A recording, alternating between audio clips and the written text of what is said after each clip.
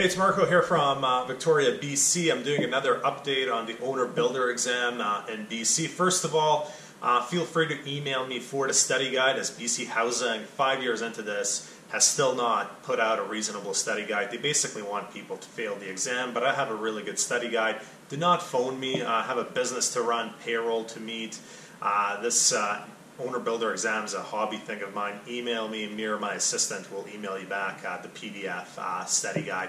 So the latest update in terms of testing is it's no longer open book. It's no longer 17 questions as it was earlier this year. Someone emailed me yesterday.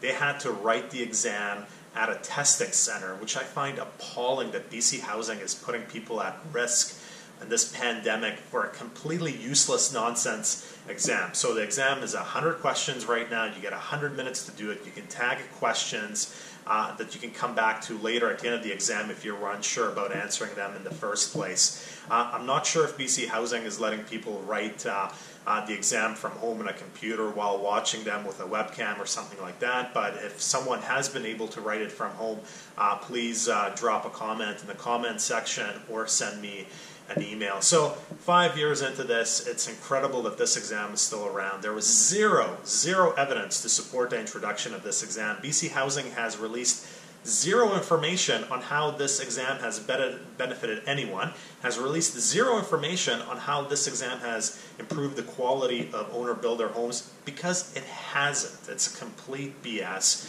What bothers me is BC Housing keeps talking about affordable housing. There's nothing that promotes affordable housing about this exam. There's people literally living in trailers waiting to write this exam so they can start the construction of their cottage, their small home. If they can't afford a builder, or there might not be a builder in their area, this exam puts people into hardship. Why would BC Housing care? The CEO was compensated $375,000 last year.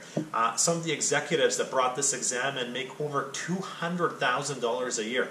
They could care less about affordable housing because they can go out, they can hire a licensed builder, or they can buy a completed home. For the rest of you trying to get ahead by doing the owner-builder exam, too bad.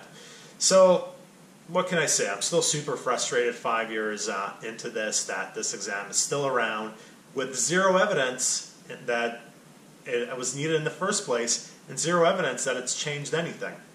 But you know what? It's just another department in the government that the executives can say they manage. I'm sure all the people that work in that department are totally happy as well, because they get a solid salary, they get a pension, and they know that the exam is completely useless.